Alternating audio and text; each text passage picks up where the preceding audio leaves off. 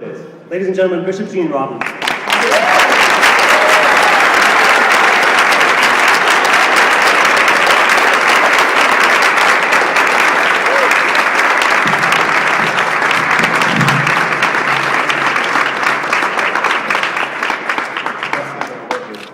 think it's attached.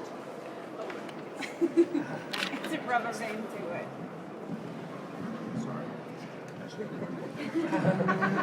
Hi, everybody. I am so glad to see you. And I was sitting 2 days ago with the Bishop of Texas at the House of Bishops meeting over in Navasota, which is somewhere close to the edge of nowhere. And he knew that I was going to be speaking here, and I asked him whether he thought the rotunda might collapse with me speaking here, but he thought it might survive it, so we're giving that a test run here today. I am absolutely delighted to be here, and really want to thank myopspirit.com and the magazine and Equality Texas for this invitation. I had no idea that you would be standing.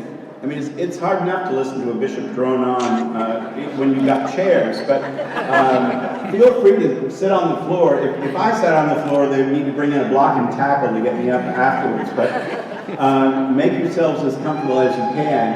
I'd like to say some things, and then hopefully we'll have a little time to take any questions from you. I also want to say a special hello to Episcopalians in the crowd.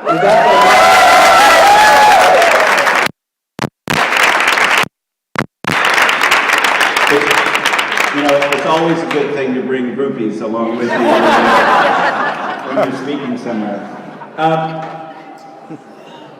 I realized yesterday that I wasn't in New Hampshire anymore. As I was driving over from Navasota, I turned on the radio to find some music or something, and you have got some strange radio stations here. I listened for a while to the rant against evolution, and then I went on from there to other scintillating topics. You know, I think those of us who come from, well, I hesitate to say more liberal places, but because New Hampshire is hardly liberal, and yet we passed gay marriage without threat of a lawsuit. It just seemed the right thing to do.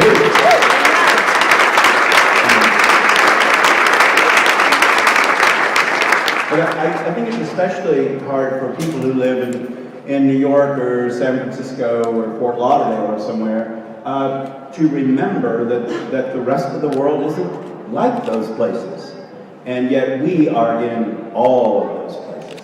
And so it's just a special treat for me to be here in Texas, and really quite an awesome thing, yeah, to be at the state capitol.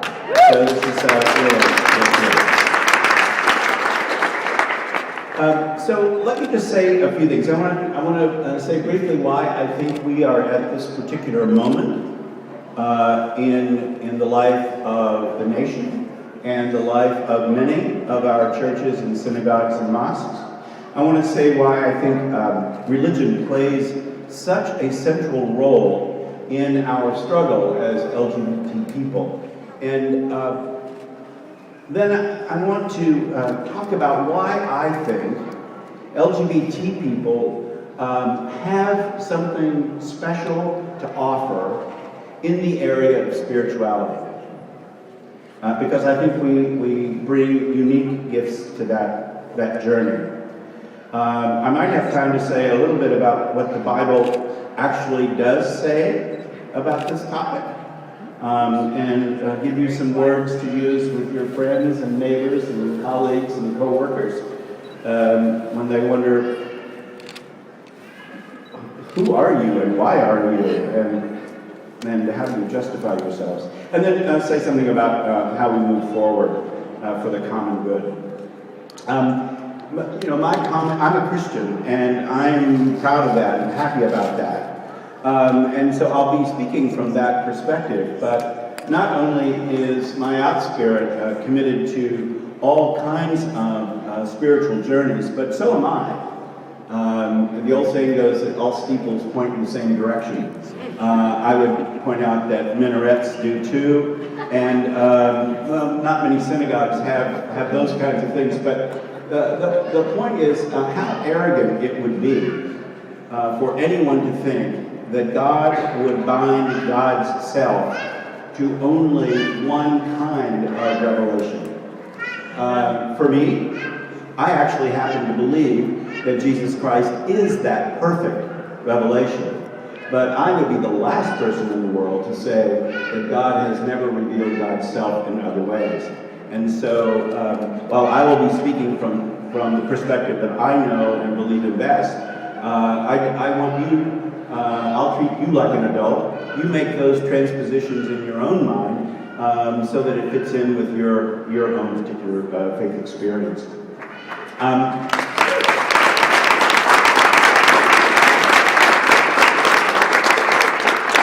Just briefly, I think we're in this moment in the culture and in the religious communities of which we are a part because of one thing. And that's because so many of us have come out. 20 or 30 years ago, most Americans would have told me they did not know anyone gay. As I said last night at the HRC dinner, well, you might have worried about weird Uncle Harold. Or there are those two nice ladies that have always lived together. They're down at the end of the street, those spinster ladies. But what they would have meant when they told you they didn't know anyone gay is that they didn't know anyone who was openly self-affirming and proud.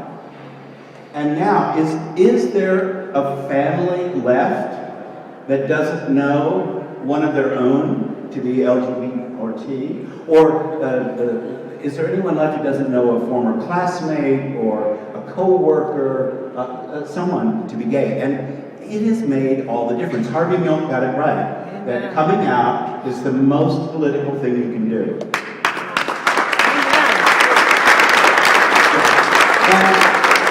And the reason for that huge shift is that now when we discuss this issue, one or more faces come up. And people are less and less willing to say the things they've always said about us because they simply know it's not true of Sam or Sally. And they're not willing to participate in that. So it has made all the difference in the world. And as I like to say, that toothpaste ain't going to go back in the tube. We are not going to not be out and visible anymore. So why does religion play such a role in the issues that matter to us? And by us, I mean LGBT people as well as those of you who we absolutely adore as our straight allies. We cannot do this without you. I've studied other sort of liberation movements, and particularly the civil rights movement of the 60s and the women's movement of the 70s, and something qualitatively changes when members of the oppressive class, that would be white people in the civil rights movement, men in the women's movement, join the movement. And make the witness that they too are diminished by the discrimination that's going on. And so, for those of you who are heterosexual, I want you to know that you are absolutely key to our movement, and really appreciate it.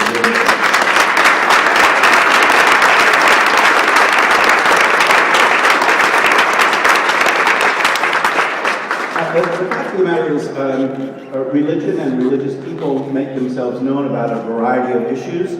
We're used to hearing from religious folk about stem cell research and about abortion and about just a whole range of issues. The fact of the matter, of course, as we know all too well, is that Scripture can be used to justify almost anything, and has been used to justify almost anything.